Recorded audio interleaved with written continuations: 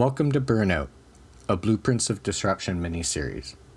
The goal of this series is to normalize talking about burnout in a more reflective, constructive way. Burnout is weaponized against us, but we seem to just accept it, because although we acknowledge it, we somehow also ignore it. We understand its seriousness, but laugh about it. I'm your host and complete hypocrite, Jay Woodruff. I'm going to take the only time these folks have to relax to ask them about one of the deeper, more personal impacts of disruption, burnout. You'll hear how it affects their personal and professional lives, the tolls it has taken, how others process and deal with it, the psychology behind it, and more. On this episode of Burnout, I'm speaking with Marco Anthony, and we cover everything from education to labor to music to podcasts and many different things that it's amazing how much we take on when we are empathetic, when we actually are driven to fight for change and prefer action over planning. Not that planning isn't an important aspect, but when you reflect, how much stuff do you take on and how much of it is a source of burnout? Is there balance in those worlds? Does one balance the other? So my name is Anthony Marco. I am a high school teacher here in Hamilton. I'm also the president of the Hamilton and District Labor Council, which places me on a couple of different levels of committees within the Canadian Labour Congress and the Ontario Federation of Labour. Also a general ne'er-do-well around the city of Hamilton and around the province, depending on who you speak to. Sometimes people like me, sometimes people don't like me so much, but I think that's just proof that you're doing something effective. So. I was trying to figure out what angle I would come at this from because of all the different things you're involved in and all the different things that you raise awareness and interact with online. So how about I start with the teaching aspect? When you're dealing with students and probably with teachers and with government, whatever interacts with being a teacher, and how horribly underfunded our education has always been. Yeah, it's a weird situation right now. I'm in a very unique situation as a teacher right now, and I will say that I spent the first decade of my career working in a composite school, which is like your traditional 3 classes of 30 or more students, teaching them common subjects and stuff like that. And then I went into the union office for 8 years, and I was working out of the union office doing health and safety and medical accommodations and a bunch of stuff like that. I went back to the classroom about 5 years ago or so, and I got a job in corrections. So it's a bit of a different animal being there because currently I'm in a probation. There's an agency that basically gets funded by the government to deliver education to kids who are on probation at the high school level. And so I will say that that's probably one of the lower stress teaching jobs that you can have. A lot of people think corrections and they instantly think, oh, I wouldn't want to be there. Like, that's a bad place to be. We're not sitting in a jail, although we do have teachers that are actually like in juvenile facilities, locked down juvenile facilities. I mean, I go down to a building in Hamilton. I have these kids who are on probation show up maybe 3 or 4 times a week, depending on whatever's required of them. And they work self-paced through booklets. And if they have questions, they ask me.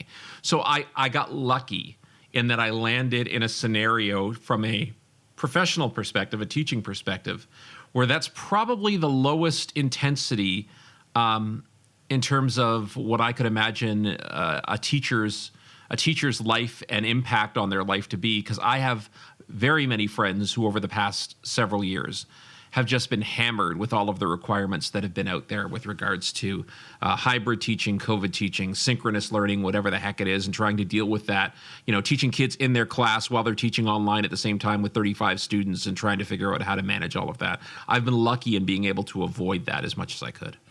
Forgive me for not knowing the proper terminology, but is the criminal education system better equipped than public education? It's probably it's hard to say if it's better equipped. It's funded differently. So we are funded. I can't say we are funded. I'm basically farmed out by the school board to this agency. The agency gets their money from the Ministry of Corrections federally. So therein lies the difference with the education funding, is it doesn't come provincially, it comes federally. And they will get a certain amount of money for every student that they have on their books. And so I've got a class cap of how many students I can have in there. I have a child and youth worker who's always in the room with me because they can act in loco parentis of the child if they had to. So in terms of funding for one-on-one, it's far better, obviously. Like there's definitely more funding there for the resources that they have. Plus, there's no scenario in the current system that I'm in where I'm rarely teaching the same course to 2 different kids at the same time. If I have 6 different kids sitting in the classroom, they're all working on different courses. It requires that I'm flexible, but they're also working out of booklets, which require them to do a lot of independent work. And so if they need to clarify something with me, they'll come up and do it. But for the most, I don't have to lesson plan every day because my lesson planning is being mitigated by my flexibility. So I could be teaching a geography course, a history course, a math course, a science course, all that different stuff at the same time, and have questions coming up to me on a constant basis. So I actually don't mind that. I like to think that I can kind of cover most of the stuff within the composite education, to a certain grade level anyway. But I think that's the big difference. There's no like planning, days in advance for like a class of 30 or 35 or stuff like that. So I've talked to a couple other teachers and everyone's different, but for the most part, there seems to be a theme where because of the compassion involved with it, they kind of get burnt. Sources of burnout are individual interactions with students over a prolonged, like individual students times however many students after the working off hours, all the there's just so much to cover in talking about a teacher and the different sources of burnout. So do you think that the burnout that you, I want to say, avoided or are not exposed to by having what I, until this conversation, didn't even know existed as a part of teaching, has that helped prolong your existence in education? It's helped me to be as active as I am with other things.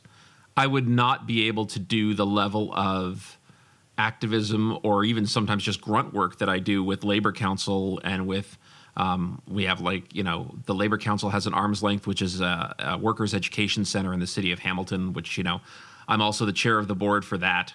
It would not allow me to adequately do that other work if I was in a classroom. Like, I can't imagine. One of the reasons, quite frankly, that I left the union office and went back to the classroom into corrections is because being in a union office 5 days a week, 8 hours a day, is way, way more stressful than being in a corrections class where it's, for the most part, kind of laid back. Most of the kids who are there, if they don't want to be there, they're not going to show up. And so, even though a lot of people think about corrections as, like I say, this hardcore kind of thing, in probation, it's not that hardcore. It's fairly laid back. If the kids want to learn, they'll come there to learn. And if they don't want to learn, they're just going to come there and sit there and not do anything anyway. So if I was in a full-time composite classroom, there's no way that I could be as effective as I am in my work with labor or any other type of activism. That's just the reality of it. As an educator, there's a lot of personal investment, and I'm talking about time to become an educator.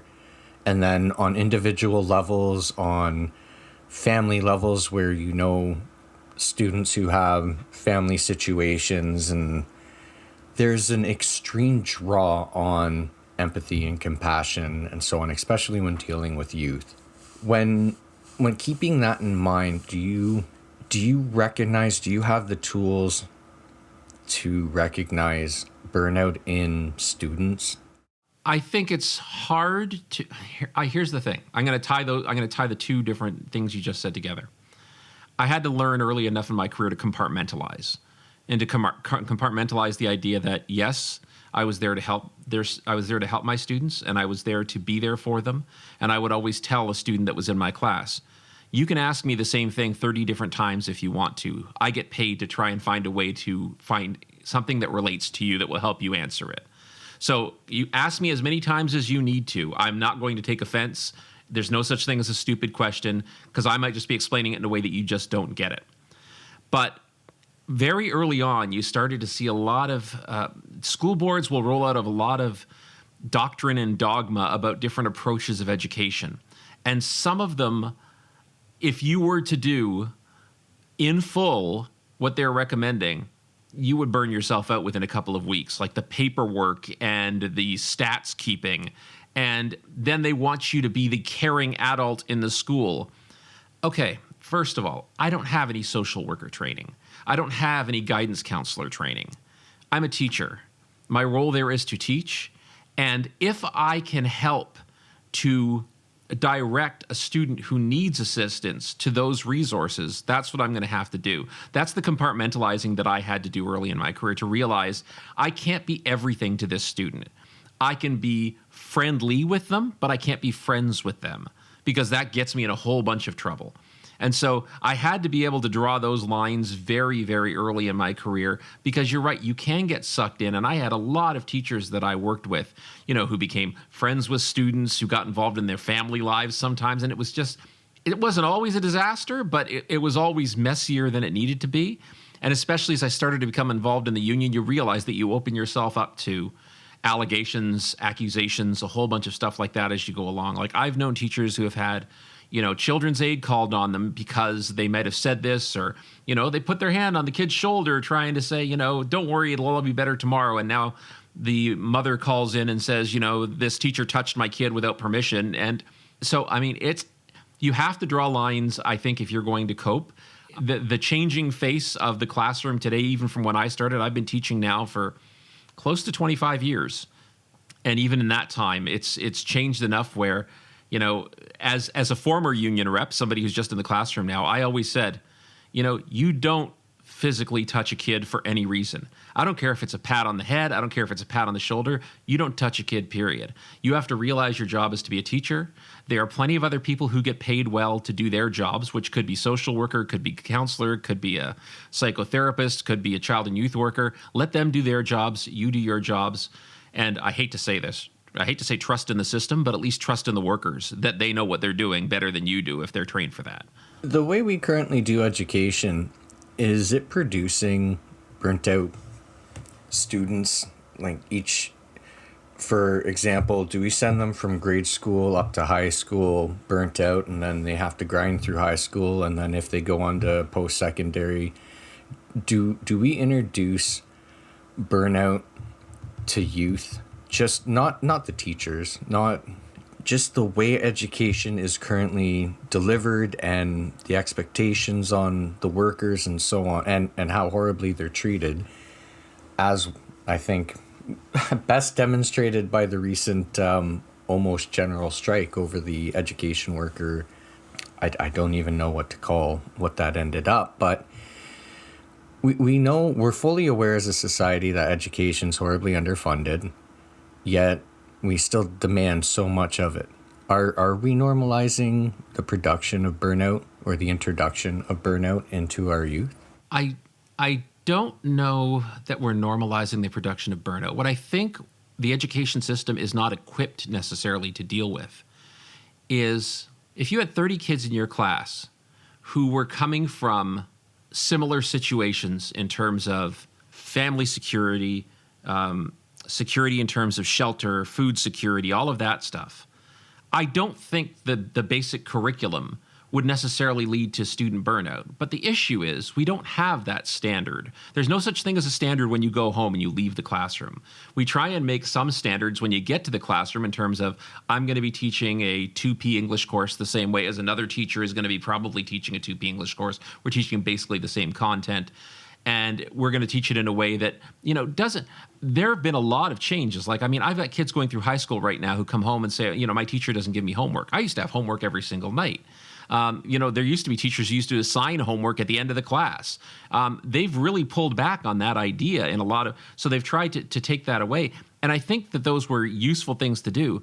But what we never know is, we never know the lives of those kids once they leave the classroom, and once they leave the school, and when they go home, because there's a whole bunch of unique situations. And what the school boards maybe don't do as good a job of as they should, or maybe, to be honest with you, just aren't encouraged to do, is to find those they'll talk about the whole child and stuff like that, as dogma or practice, but they really don't want it. Like, how many times do you see a school board going to a city council to talk about housing in the city or transit in the city? How many times do you see a school board chair going to delegate in front of city council about food security? How many times do you see trustees who are willing to go to the federal or the provincial government and, take a fight back stance against them because they're not doing enough to provide for children? Forget about the school part of it, just for children. It doesn't happen. Now, that could be because they've compartmentalized their roles as well. But in my mind, if you're a trustee and you're a school board, you should be serving not just the education of the kids in a community, you should be serving the kids, period, in a community. And the education starts far before they enter school every day and keeps on going far after they leave school every day. So I think until we have this kind of coalescence of the formal education system with what they're coming from and what they're going home to, there's going to be kids who burn out under the current system. There's also going to be kids who don't burn out, but that's probably due to social factors that just are, quite frankly, beyond the reach of a lot of classrooms right now. So to transition away from the education focused and kind of labor focused part of it, you do plentiful. You do so many different things. So we were talking before recording started, and I'm going to try and bring it back up in the same amazing way it played out then, where you do a lot of podcasts, and I was asking about the tools you use, and you had spoken about, it doesn't matter about monetization and metrics and all that. You do it because it's fun. It's creative output. So if it's not easy for some people, it might be easy to talk, but to arrange guests, to have a focused topic, to take the time to actually organize a podcast isn't always the easiest thing. How do you keep it from being a source of burnout, like from starting to become burdensome? Sure. So I started podcasting back in 2008.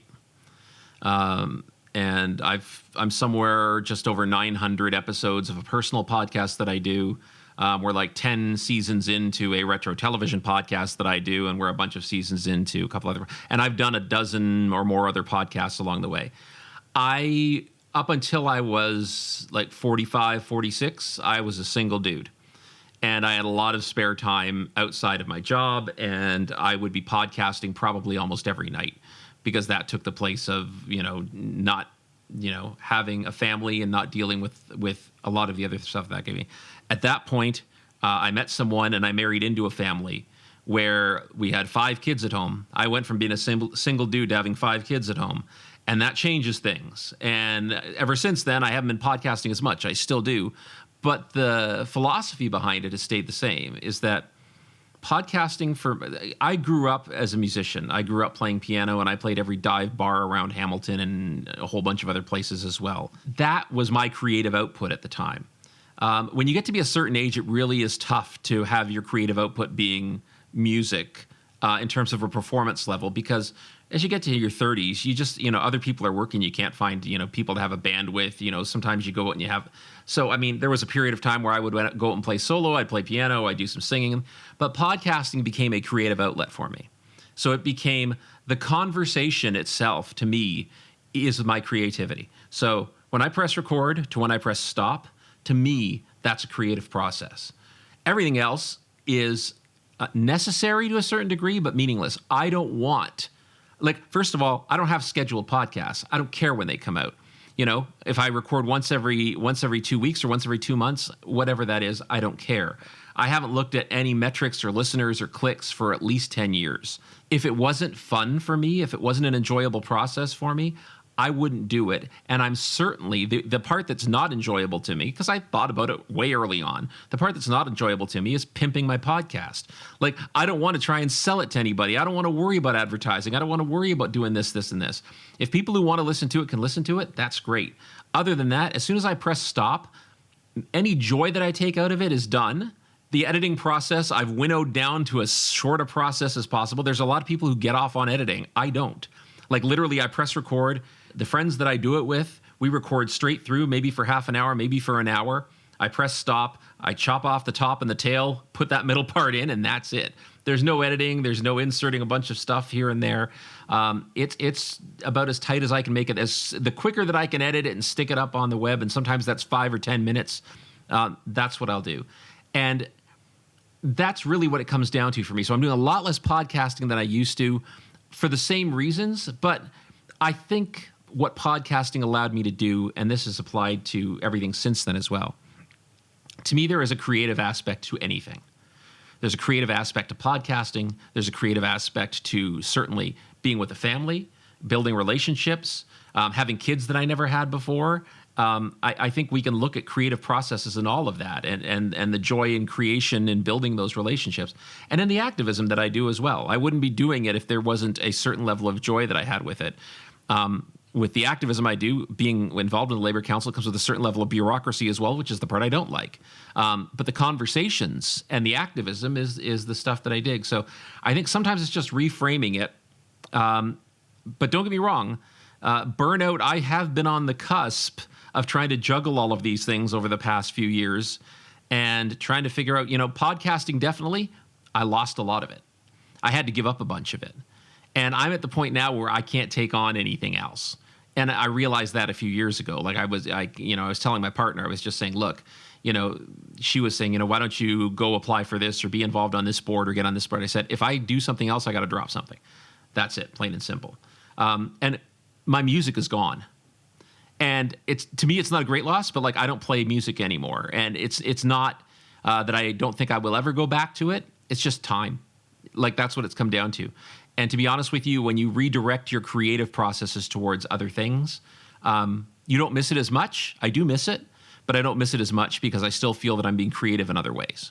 Do you find, I don't know if you've ever actually actively paid attention to it, but do you find that the closer you are to burnout, the more you're recording podcasts, or the less you're recording podcasts, do you get what I'm trying to identify there? Is having that outlet something that kept you from burnout? Was it something you did because of burnout and you just wanted to get away from everything and that was your escape? I think what I tend to do is, and I haven't really sat down and analyzed it, but I think what I tend to do is I tend to compensate that which is burning me out with the opposing, like what I just said, the creative side of it. So if the bureaucracy of labor council work is burning me out, then I try to emphasize that stuff which gives me a sense of creative sense or a joy to it. In other words, I try to balance that one thing. And I think it's because I don't want to ever identify one thing as the thing that's burning me out. Because if I can do that and I can't find a way to balance that, then why am I doing it? Right? In other words, if I said that my balance to the labor activism that I'm going to be doing is to play music, well, that's fine. But ultimately then, if I have to de-stress or back off or find a creative outlet just to get away from, my labor stuff is volunteer. I don't have to do it. Someone else will probably do it. If I decided I'm not going to run to be president of the Labor Council again, someone else is going to run ultimately. But if I can't find a reason within that sphere to find joy and do what I'm doing and enjoy doing what I'm doing, I wouldn't balance it out with doing something else totally different. I have to find the balance within that sphere in order to do it. And if I can't do that, I shouldn't be doing it. Not to say it's a bad thing, but I mean, different times in your life, you're certainly going to enjoy different things and not enjoy different things. 5 years from now, I'm pretty sure that I will still be involved in activism some way, but it might not be in that form. Taking away all of the minutia that comes with essentially being a low-level bureaucrat as the president of an organization. That means that you have to go sign papers and make sure forms are filled out and make sure that these people are getting, if this person's getting paid this check and sign checks. That's the stuff I can't stand. I don't want to have to deal with that stuff. I would rather just, try to do my activism, but that's where the balance is. So I've found that I'm trying to balance within the sphere of what's tugging at me the most, as opposed to externalizing it. Because like I say, once I get to the point where it's I would say, I'm going to go podcast or I'm going to go play piano again, just so I can balance out the lack of joy that I'm getting from labor activism, then I probably should be pulling back from labor activism and probably finding some other way to deal with it. Do you have that self-control to do that, though? I think so. I'm 54 years old now, so I mean, I'm getting to the point where I'm certainly not saying that I'm perfecting anything, but I've also been through, I'm also old enough now that I'm not approaching it like a kid. Now, the only other way that this works as well is I met my partner through the labor movement. And so she is immensely dedicated as well as I am and understands it as well as I do. And if that wasn't the case, I certainly wouldn't be able to do what I do as well, because how can you justify telling a new partner, I'm going to go spend 3 or 4 nights a week doing labor council stuff or doing labor activism, or going to this rally or going to this rally? If we're going to a rally, we're going together. We're bringing the kids. Like, our family is tied up in that. And that's, probably one of the benefits of meeting somebody a little bit later in life, that you probably tend to meet through common interests as opposed to maybe just being in the same place at the same time.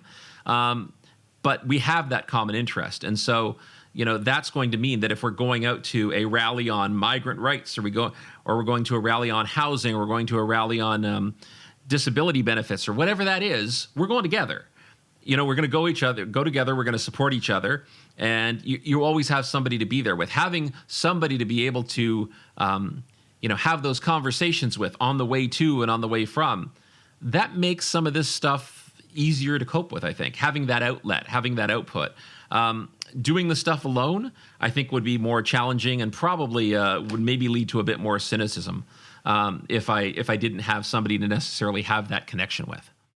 You kind of hit on something. One of the actual main reasons I asked you if you were willing to do this, unlike most people that I encounter, you don't just like or retweet or interact in kind of a disengaged way. You are extremely engaged in many different ways. How do you keep that going?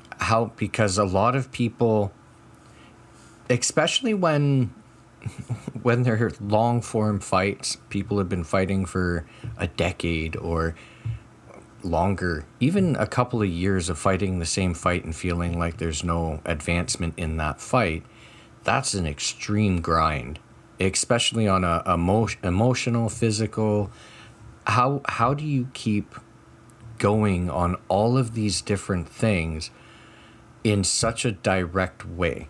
I think part of that comes from the fact that the concept of a labor activist has necessarily changed over the last couple generations. It used to be that a labor council had a bunch of affiliates and a bunch of locals from a bunch of different unions. And many of the unions were medium-sized, some were big, some were small, but they all needed support in some ways. Like, if you go back 2 generations, a labor council would hold health and safety seminars and courses. And you get all these small unions who'd be sending their people out to these health and safety courses because the locals weren't big enough to draw in as many people as they needed to justify doing it themselves. So many of our unions have merged these days into these huge organizations and these huge conglomerates of unions. And they've become very bureaucratic, and they've become almost corporate in the way that they operate. But certainly, I'll give you an example. A healthcare worker, someone who works in a healthcare union or someone who works in the steelworkers union, they don't need me as a labor council president to tell them what health and safety is. They've got their own resources to do that. And so labor councils have started to, I think depending on the community, but in Hamilton as a bigger city, we have evolved our perspective to not be about looking inward at our affiliates. Our perspective is we're going to look outward. We're going to look out at the community. And when we look out at the community, that means that we aren't the experts. In many ways, allies will always make the. If you're from the labor movement, there's a tendency to try and think that you are the voice on everything. So in other words, if your union or your labor council says, we're going to get behind this housing issue that's going on right now, I've seen labor leaders who will go out and speak as though that they're the leaders of this housing issue. You're not the leader of this housing issue. Sit down, shut up, and let the people who need to speak. But that doesn't mean that I can't be an ally, and that doesn't mean that I can't contribute. So because we have turned this focus from interior looking to exterior looking, now I get to be in maybe what people might consider a dangerous position, is letting the expert groups do what they need to do, but be supportive of them. I don't know how many gifts I have or how many capabilities I have, but one of them is at some level of communication, at some level of speaking, and at some level through being a teacher of maybe distilling a message down.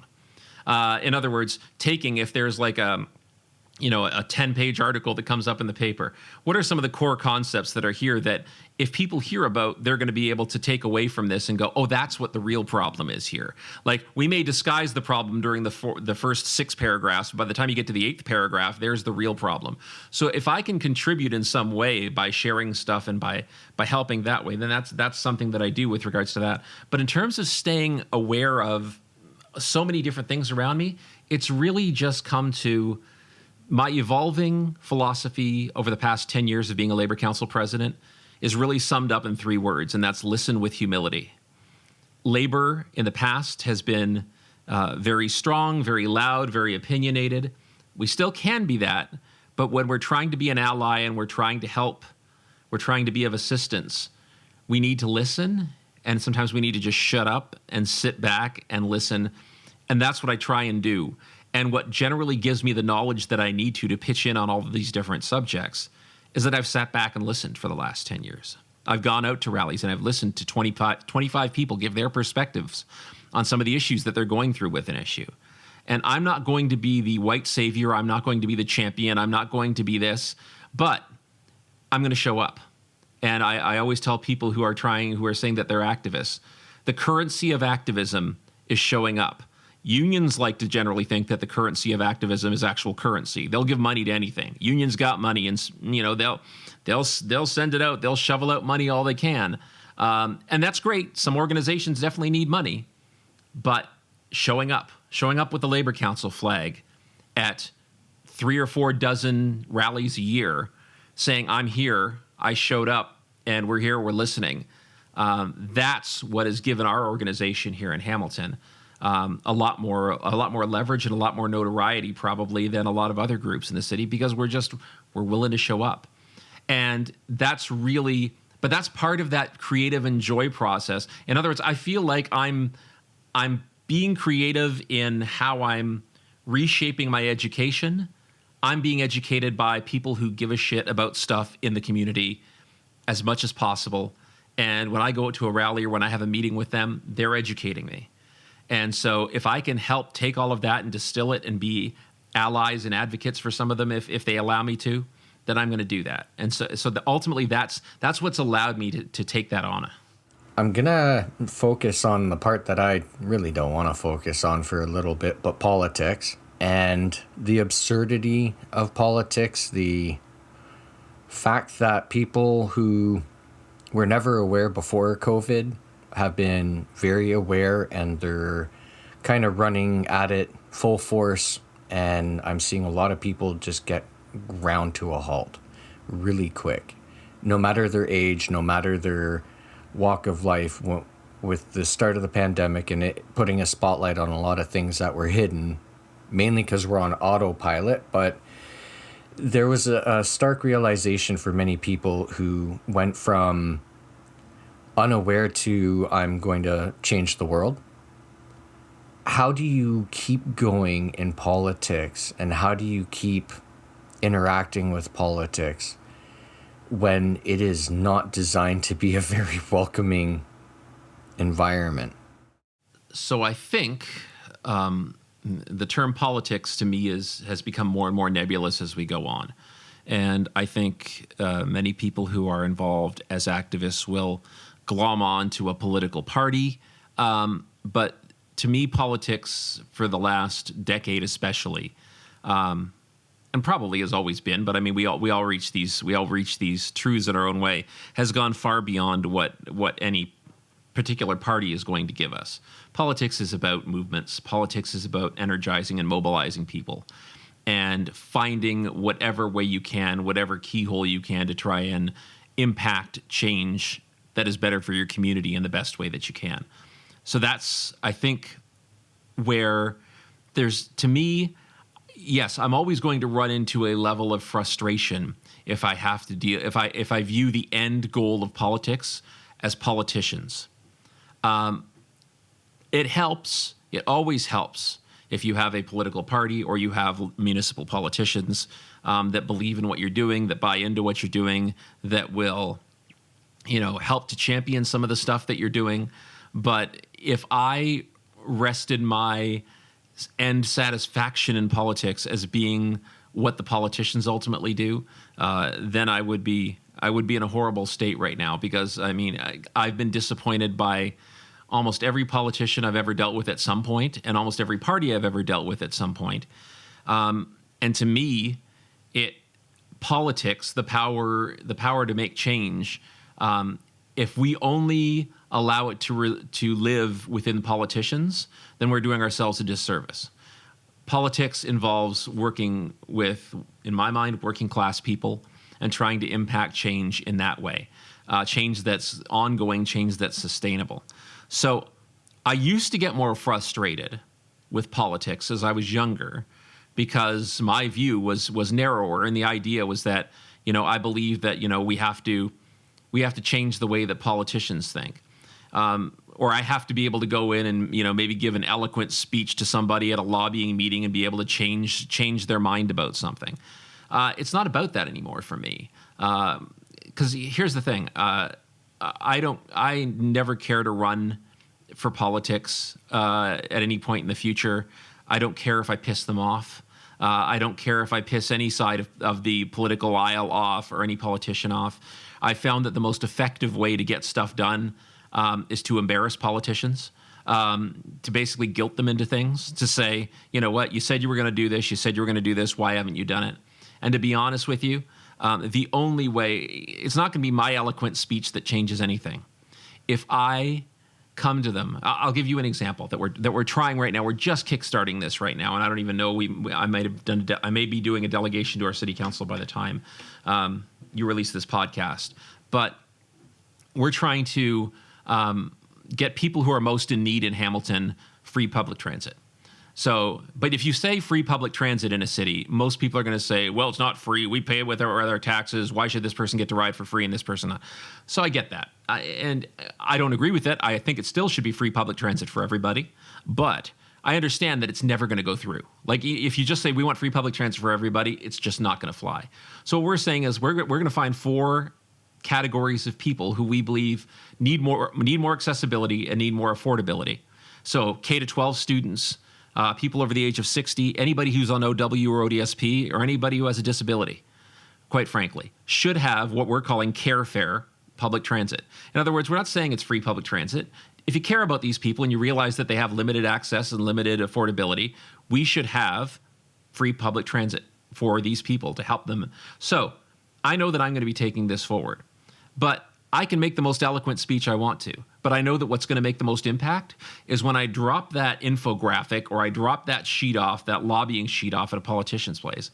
I'm going to look down the side of that sheet, and I'm going to have 30 to 40 community organizations who've signed on to that project because of relationships that I've built over the last 10 years and that the Labor Council has built over the past 10 years. So I'm going to have environmental groups. I'm going to have disability justice groups. I'm going to have a whole bunch of anti-poverty groups, housing groups, all of these groups that are intersectional with working class people who are going to support this. And I don't care at that point whether the politician likes me or not. I'm going to shove it in their face saying, I'm coming here and not just speaking for us. I am one voice that's representing 200,000 people in this city who say that we need a break on affordability, and one of the ways that you can do it is public transit. So let's work on getting something done.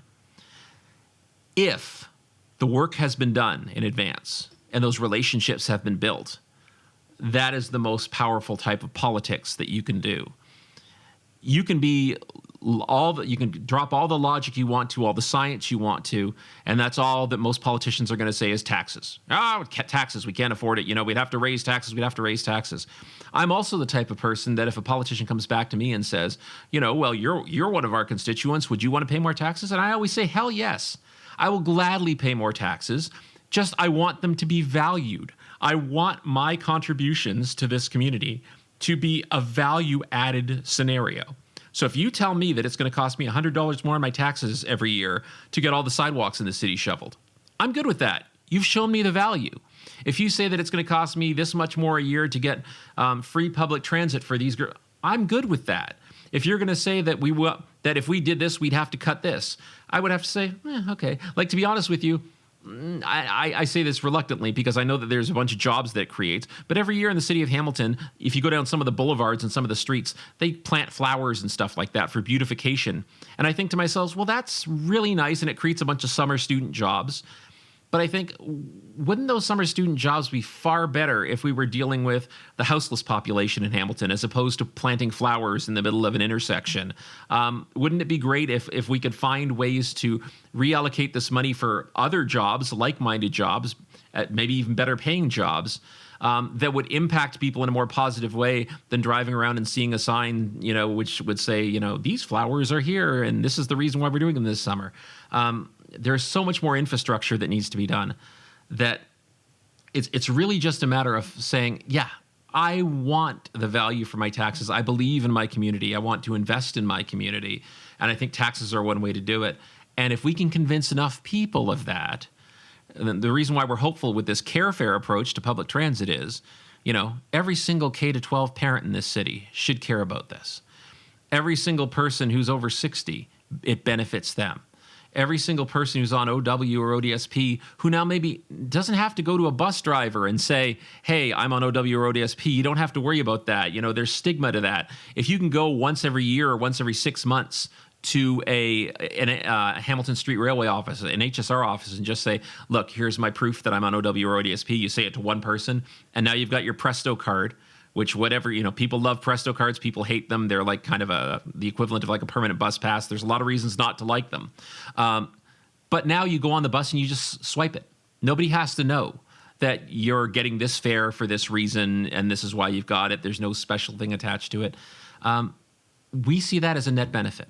We see that as a way to reduce affordability. Politics comes through relationship building. And not with there's always politicians. But to be honest with you, the reason that I have politicians who are friendlier with me is because they know that I have the relationships with the people like those other groups. The only reason I get meetings is because we have a voice and we tend to represent a lot of people. The Labor Council represents 50,000 unionized affiliates. And by the time we're done this list on this care fair with all of the list of organizations down the side, the voices that come from those groups are going to represent hundreds of thousands of people across the city. And so that's politics for me. The politics for me is in relationships, and it's in relationships with working class people, not with politicians. Hamilton's one of the most unique places, I think, because it has, I think it has a sample size or a sample of every social injustice possible. It has the most politically aware and active population. It's just such a unique place to see how much connectivity, I'll say, exists in Hamilton. But there's still a lot of shit going on in Hamilton. So it goes back to the whole concept of the show, which is, how does this stuff not burn you out? Where, for example, a lot of people, in respect to whatever their daily life is and the things they're enduring and surviving and so on, to form those relationships, to reach out to those organizations, to do all the groundwork seems very, I don't want to say unrealistic. I don't want to assume why people aren't acting. But for the most part, we saw it with the vote in the last provincial election. Like, people are just out of it. So how do you, when you reach out, and let's kind of hyper-focus on the organizing side of what you just said. When you reach out to these different community organizations or community figures or whoever you're trying to get to sign up on your motion, how do you go through no to get to that yes? I know you started this whole thing by talking about compartmentalizing, which is something I don't have the resources to do. I'm trying to get that knowledge and that skill right now, which is kind of why I'm doing a podcast focused on this topic. But how do you keep all of the negative aspects? Because no matter how good you are at compartmentalizing, it's draining to exist aware of and fighting and organizing within the negative spaces to bring about change.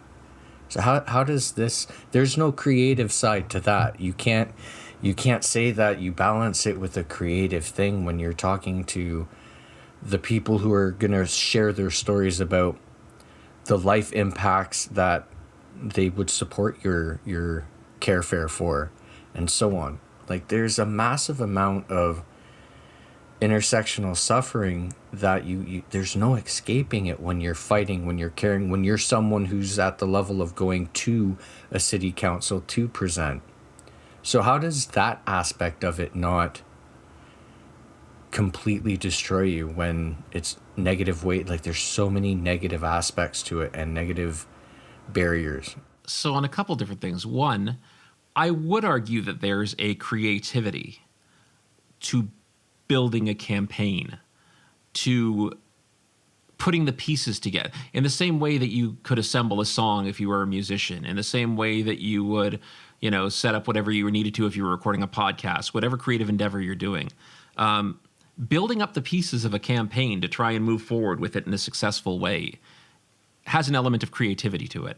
Being able to identify it as a creative process is a different thing, and sometimes that's difficult. When you're in the trenches, so to speak, it's sometimes difficult to do that. In terms of dealing with negativity, the general philosophy, and I don't know that this is necessarily known by all of the coalitions and community partners who we showed up with. I mean, part of it comes from the fact that after doing this for 10 years, and let me say this, it's not just me. I talked about my partner earlier. She's the first vice president of the Labor Council. We have a lot of great activists on the Labor Council and on our executive who have come to us over the last 10 years because they like the work that we're doing, and they all have their tendrils out into the community as well. So if I need to get in touch with this group here, this group here, this group here, this union here, whoever it is, I've usually got somebody who, if I'm not directly in touch with them, I'm like one step away. And that doesn't make it perfect. There's still a lot of groups that we don't get in touch with, but there's a lot of them who we've tied into over the last little while, and it's building a level of trust that you're not going to screw them over.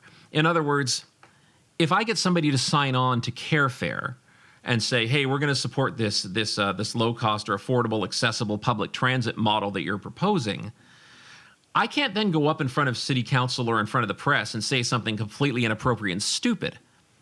Because if I say that, I make them all look stupid.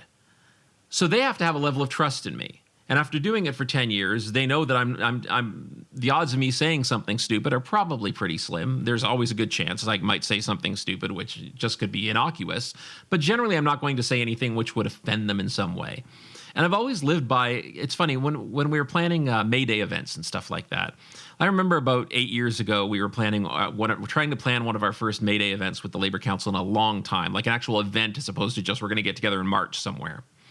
And as anybody knows who's gone to post-secondary or especially university or been involved in progressive activism around their community, you know that there are like 18 different factions of communist, socialist, anarchist groups out there. You have a different reading of a Marx pamphlet from the second phase of whatever, Marx philosophy was happening at that time, and you read one word differently, and now you've created a new branch of Marxism. I mean, and it happens all over the place, right?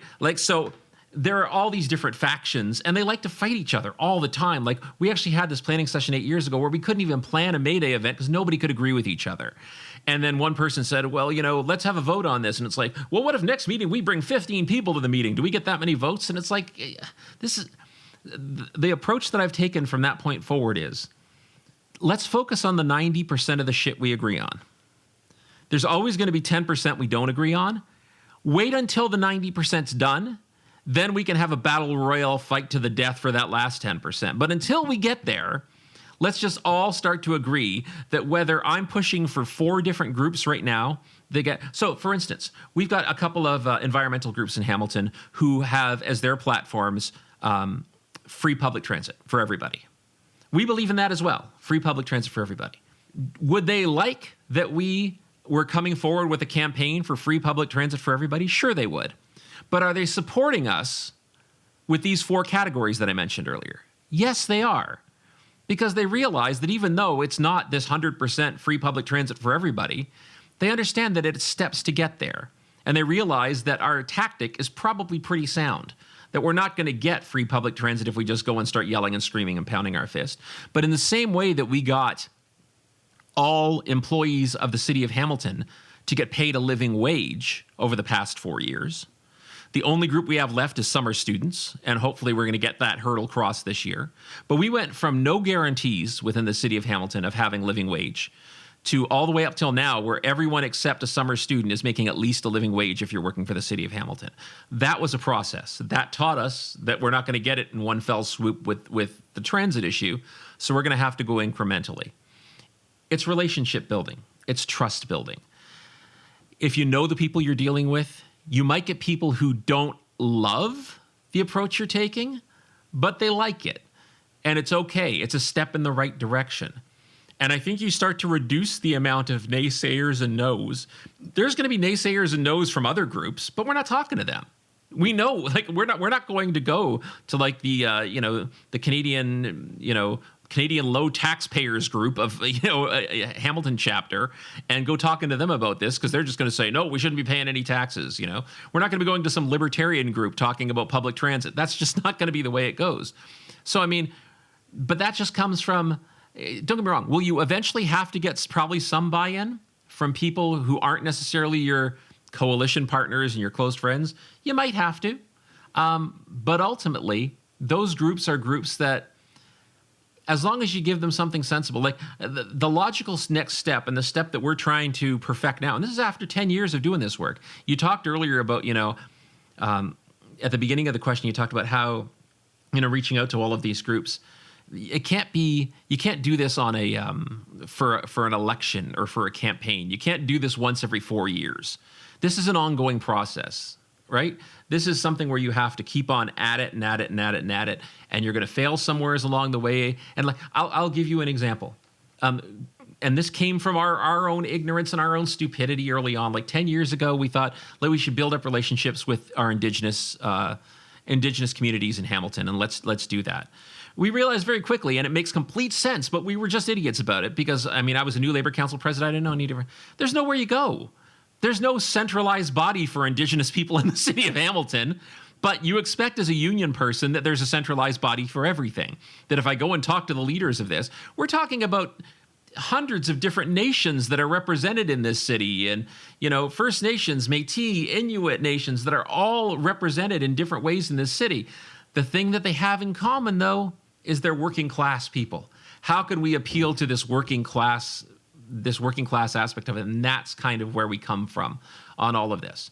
So as long as we have that in mind and we have that lens in mind, the intersectionality with everything else, whether it's disability justice, whether it's housing justice, whether it's food security, we come at it through that working class lens. The one thing that the Labor Council can have, where everyone else has their own unique lenses, on different things, the one thing we can have is a working class lens. And we can be at least a little bit of an authority on thinking about all the different sides of working class lens. And so that helps to direct us. I think if you use that lens, when you're a labor activist especially, and you're going out and talking to people, I think you're starting from a positive note anyway. You may not understand the rest of the lenses that they speak about. I don't know everything about the environmental issues in this city. I don't know everything about disability justice. But where it crosses over with the fact that people, if they can, have to work. Workers' rights are workers' rights. Compensation packages are compensation packages. All those different things. That's going to be the same for a lot of different people. Their lenses might change the way they look at them, but the basics are there. And so as long as we can find what we have in common as opposed to the stuff that we have different, and then we can learn what those differences are, I think we start off on the right track. And I think that's learning about that process has helped me cope a heck of a lot better than if I hadn't. If I was just banging my heads into walls for the last 10 years, I probably wouldn't be in this for 10 years. So I'm not able to ask this in a safe way, so I'm going to put the onus on you to try and find a safe answer. I'll give it a shot. Right now, yesterday, they announced the first clear sign, the first admittance that private healthcare is coming to Ontario, which means Canada, in a new scale. And there's a lot of pissed off people. It's coming after a few years of a global pandemic. Right? So people, again, at the start of the pandemic, so many people became politically aware and started paying attention. They saw the banging pots and pans for healthcare workers that were being underfunded and just ignored. They saw the realities in long-term care and the for-profit model. Like there's been a lot of realizations for a lot of people, and youth haven't been able to be, I want to say protected, but that's not the right, shielded from it. So it's a full exposure thing. And here we are with the first clear sign that the government of the day is going to go full force at this. When labor meaning unionized labor, I'll say, just for listeners' sake, there's a lot of people who feel like unions have stepped above the working class into laborers, and then there's workers, and then there's OW and disability and seniors and students and so on. And without trying to explain why that perspective exists, this is the unsafe part.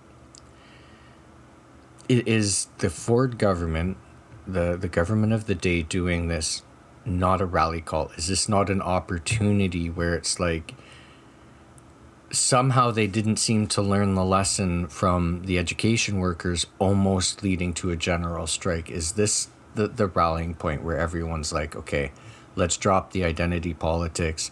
Who cares what flavor of the left we are? It's time to start dealing with shit.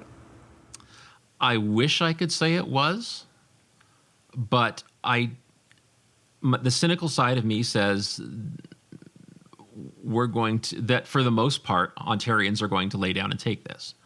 That's the cynical part of me. And that's because it's been incremental. It's been incremental for the past several generations. Stop thinking of Doug Ford as a buffoon. Yes, please. Thank you so much for Stop thinking that. of Doug Ford as a buffoon. Yes, I know he can come across like that when he does press conferences and when he's swallowing a bee. But ultimately, this is calculated. This is no different. And if you think back to the 1990s, the Bill Clinton administration in the States did everything that it could. Bill Clinton was a complete neoliberal. As much as people, think that he was the great Democratic Party leader, he's by no means anywhere close to a socialist. He was a complete neoliberal. He allowed the education system in the States to completely collapse, essentially, so that he could bring in charter schools. He was one of the key people responsible for it. That's not to say that there wasn't a continuum which happened before then and after then, but the entire concept, and think about how close this sounds to Doug Ford right now. Remember the program that happened in the States in the 90s? They called it No Child Left Behind. And the way that they tried to push, the way that they used that is they said, we can't leave our children behind. The public system is failing us. We have to move to a charter privatized system because we can leave no child behind. Think about the speech that Doug Ford gave yesterday. We can't afford to leave these people behind. We can't afford to leave these people who need surgeries behind.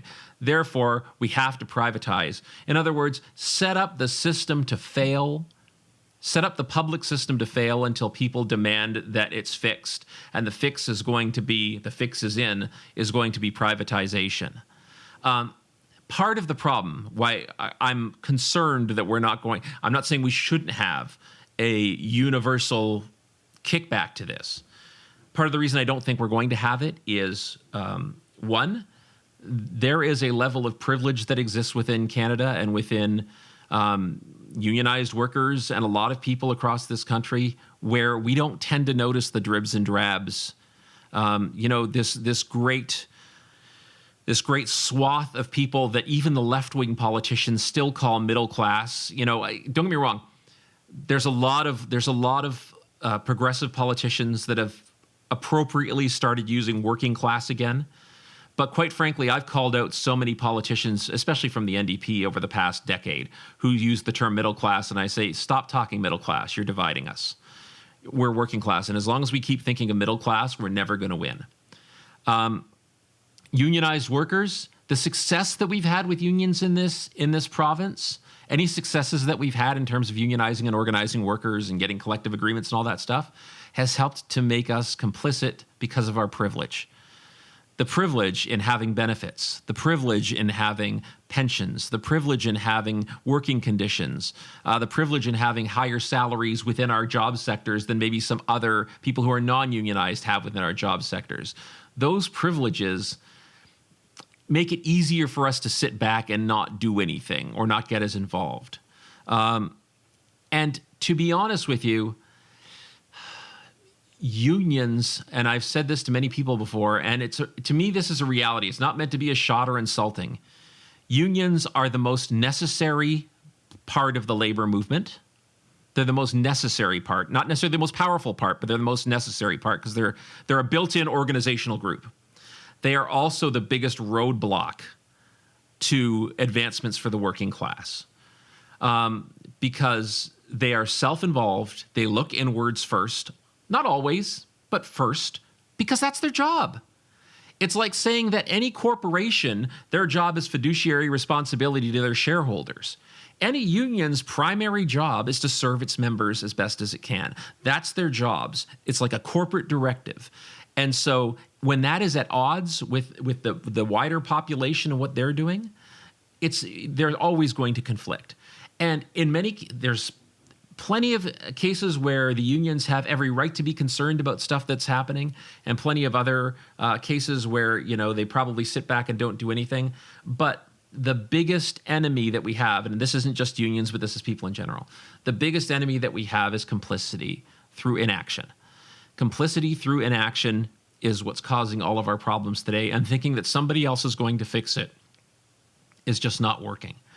And the only reason why you have a federal liberal government right now that does a couple pseudo-progressive things, or is pushing a couple pseudo-progressive things, and I'm not going to say it's because they have the NDP pushing them. That's not it at all. It's because across the country, they've got a bunch of conservative premiers in provinces. And so they have to balance those two things out to a certain degree. But let's not make any mistakes. The Liberal government federally is still a neoliberal government. They're still all about P3s. They're still all about privatizing things. They just might not want to privatize things in the same way, but they've privatized plenty of things on their watch. And the McGuinty government and the Wynne government, when they were in, they privatized a whole bunch of things as well. So privatization has existed for a lot of years. This is the latest round of it. We're slowly losing the concept of healthcare. It's funny, we're having conversations on one end about trying to bring in pharmacare and dental care. The NDP wants it to be means tested. Why does an NDP government want any kind of universal healthcare system to be means tested is beyond me. It's staggering that you want to means test something like healthcare. And on the other end of it, we're talking about bringing in pharmacare and dental care. And on the other end of it, we got Doug Ford, who's privatizing surgery clinics. And he's saying, even up to the speech the other day, you're never going to have to pay for this with your credit card. Don't worry, we'll pay for it for you. In other words, we're going to pay the private organizations because those are the people who cut the checks for our donations. So I wish that I could say that this was going to get people up and going. It'll get maybe some more people up and going. But for the most part, I don't know. I hope I'm proven wrong. That's all I can say. I completely hope that I'm proven wrong, but I think it's going to have to. This is because it's so incremental and because it's not seen as COVID is still the crisis. A couple rich people being able to pay for their surgeries isn't seen as a crisis yet until the people who can't afford to pay for their surgeries can't get their surgeries anymore, right? That's what it's going to come down to. And by that time, it could be too late.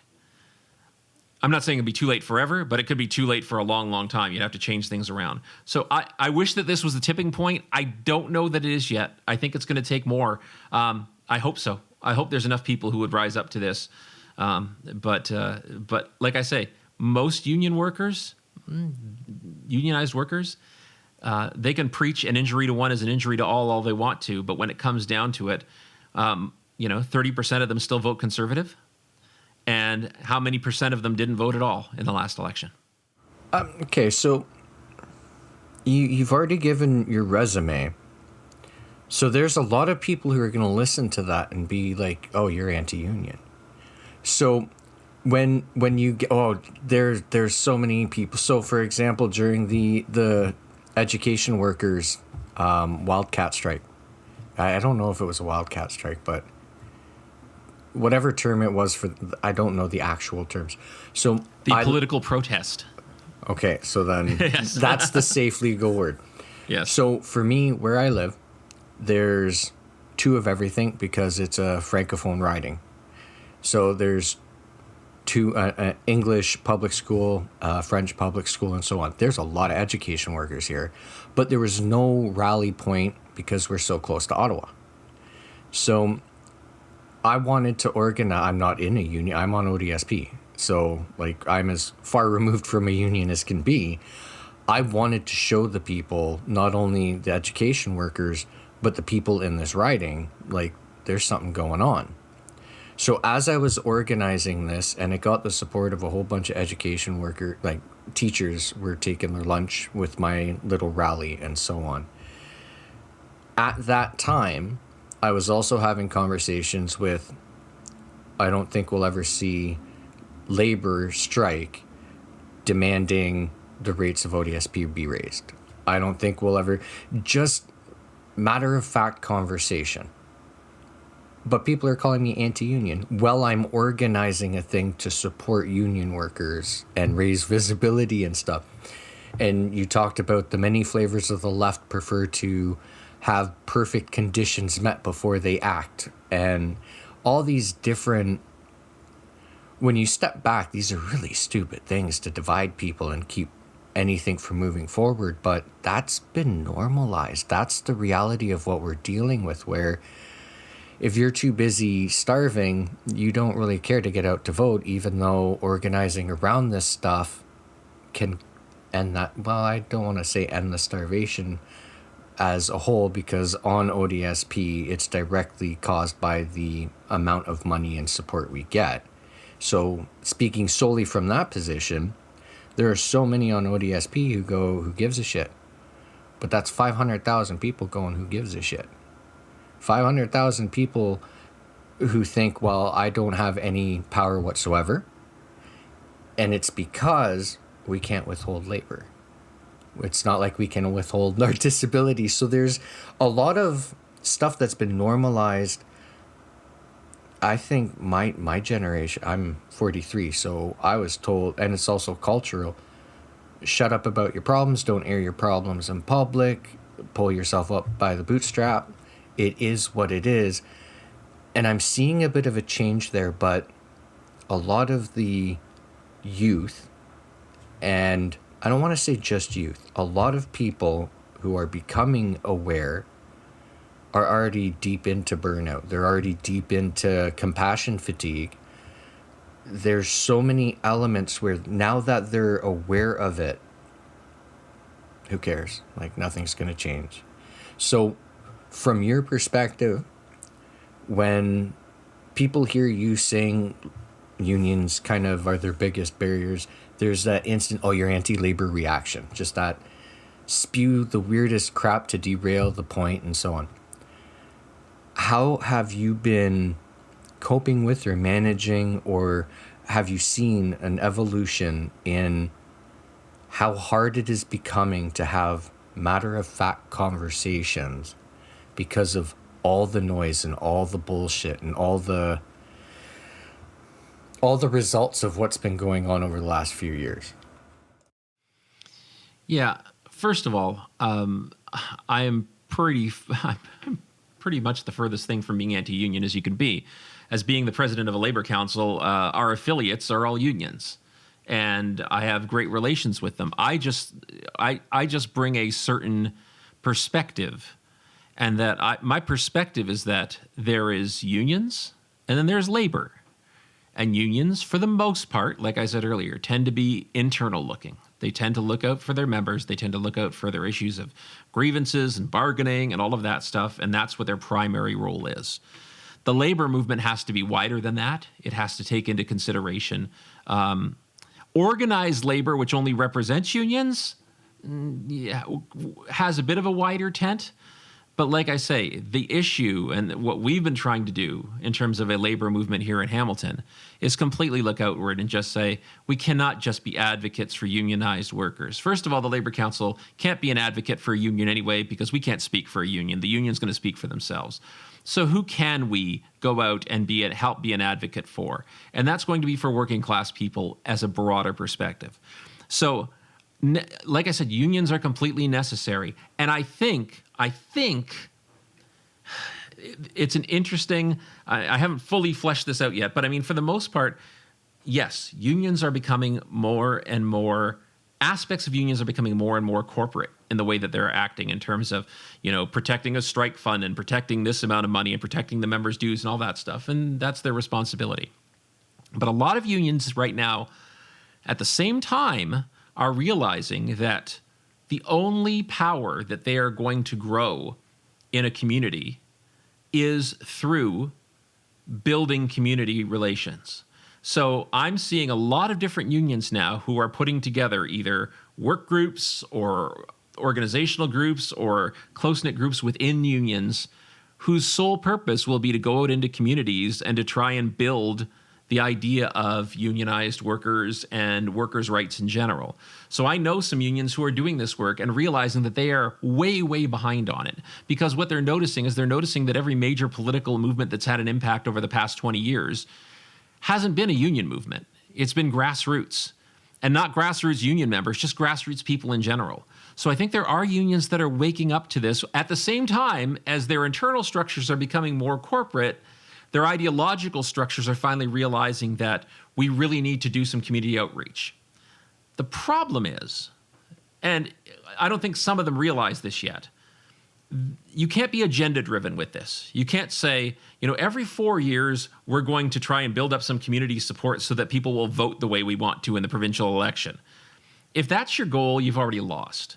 This is an ongoing thing. This is something you have to be in the long haul for. You have to be prepared to do it for 5, 10, 15, 20 years and continue to do it. Like I say, there's the difference between movement building and running a campaign. A campaign has an end to it. And at the end of it, you can't just say all those relationships we built, well, we'll see you in another 4 years. You have to be there for other people if you want them to be there for you. They have to trust you. And if the only thing is that you do every 4 years is say, we'd like you to vote this way, that's never going to work.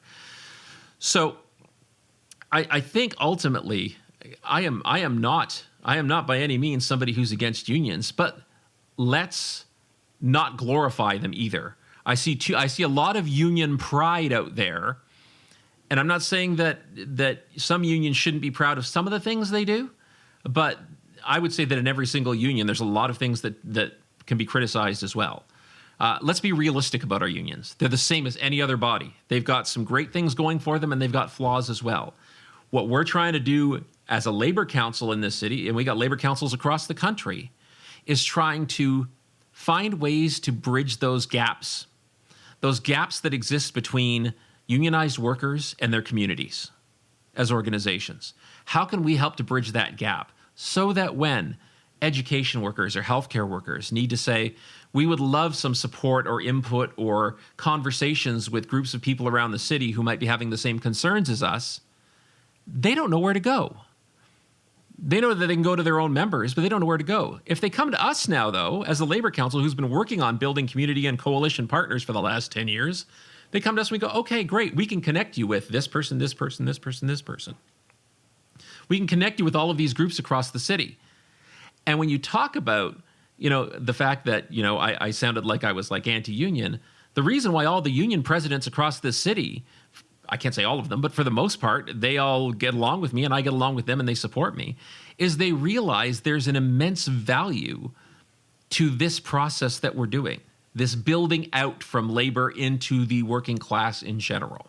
That if they ever want to tap the working class as a group for whatever it is, information, support, whatever it might be, that we are now that gateway to getting there.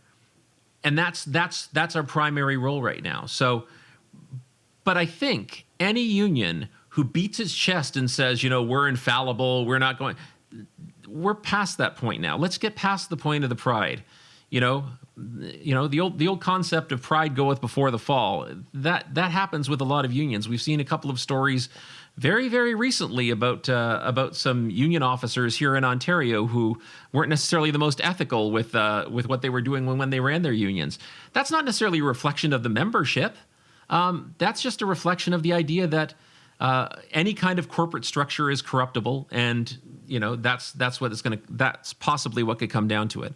But things can be changed, and things will be changed. Like I said, they're absolutely necessary. They are absolutely necessary to have those organizing groups there. And the unions are the biggest organizing groups in the working class right now. But that doesn't mean that they're the be-all, end-all. The union density in this country is maybe floating around 25 to 30%. That means you've got the only way that you're ever going to win anything is by getting the 70% that's not unionized to understand what the issues are and to kind of dive in on that. So, I mean, that becomes the big thing. So kind of when I said in the last question, why we're not ready necessarily as a society yet to rise up against the privatization of healthcare, it's because that 70% of working class people are generally untapped at this point. And we haven't been building those relationships. They have a better relationship with right-wing talk radio, some of them, than they do with any union. That's it. They'll believe the talking points that people say. They'll believe the Pierre Poilievres about taxation and how we shouldn't be doing this. They'll believe on how, people driving around in trucks which have like F Justin Trudeau on the back. I'm never a fan of Justin Trudeau. I can't stand the guy. I would never put like an F Justin Trudeau sign on my car as I'm driving around the city and turn the national flag into like a desecrated hate symbol, because that's what it's become for a lot of people. And even then, I've got my own problems with the Canadian flag, with the way that we've treated Turtle Island and our First Nations people over the past many hundreds of years, to the point where I've got my own issues with any kind of nationalism coming out. But those are separate issues. Like I say, that 90-10 formula, if you can find people who are willing to say, yes, you may not think that this is the perfect way to do things. I think that's what we really have to break down with people, is saying this may not be the perfect solution, but it's part way towards the perfect solution. So can't you at least get behind the part way to the perfect solution, and then let's deal with the perfection of it later? I think that exists for a lot of different things. ODSP, for instance. There are people who say we should be doubling ODSP, we should be tripling ODSP. Okay, but if I say I'm working on a campaign where we can increase it by 50%, that doesn't mean that the people who want it tripled should dismiss the person who wants it increased by 50% for the time being. Get on board if that's where it's going for the time being, and then as soon as the 50% comes in, move on to the next thing. The entire concept of minimum wage in this province, 14 in fairness, 15 in fairness, right? The idea is every time they move it up one level, you move it up one level. And so I think if people can start to think of things as a continuum, as an incrementally growing process, as opposed to just an absolute, I think that's going to help get us there as well. But like I say, it helps to build relationships. Without the relationships, it's not going to happen. People will listen to talking points in lieu of relationships, and those talking points are just going to drive us down the wrong road almost every time. I wanted to double check how long you're willing to talk, because I think we're the type who can be talking and it's, oh shit, it's nighttime.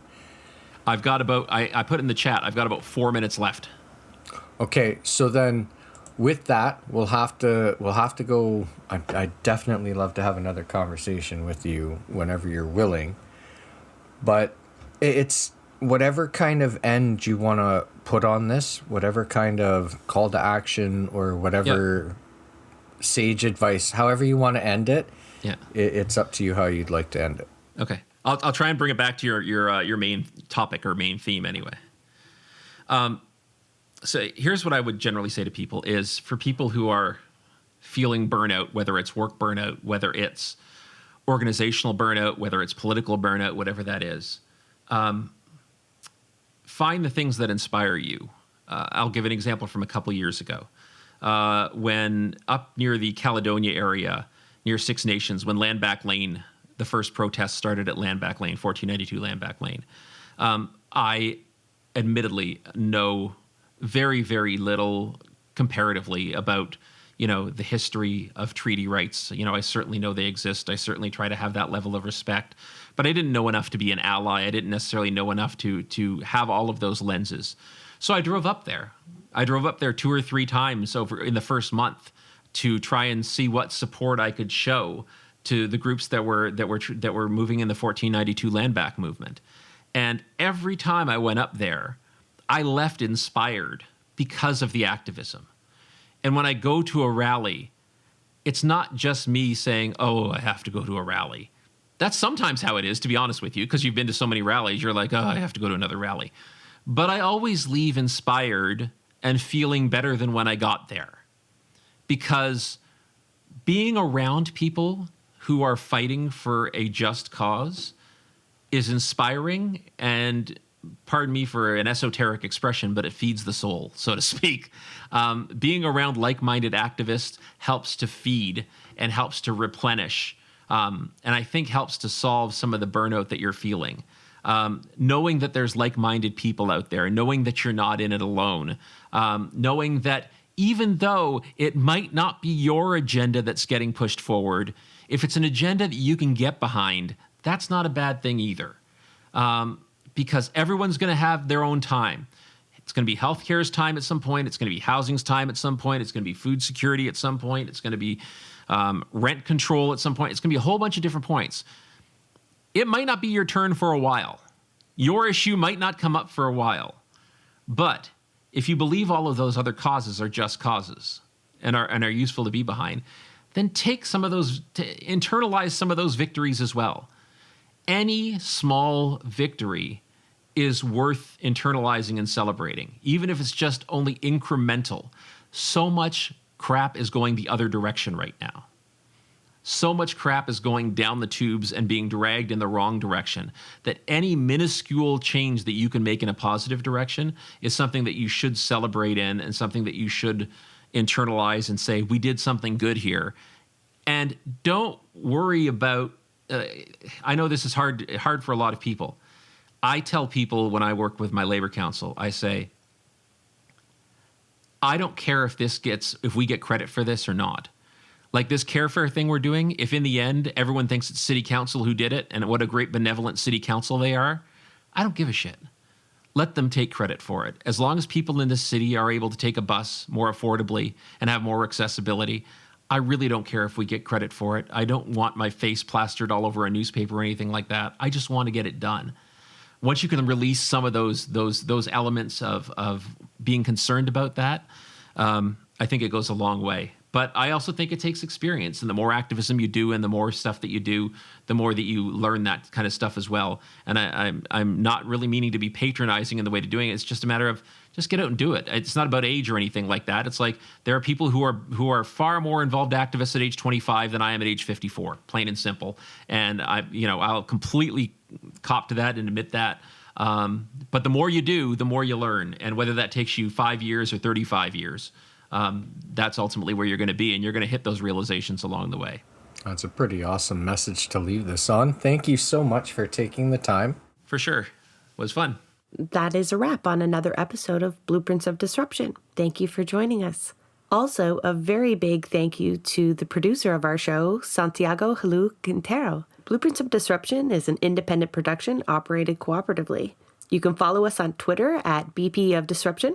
If you'd like to help us continue disrupting the status quo, please share our content, and if you have the means, consider becoming a patron.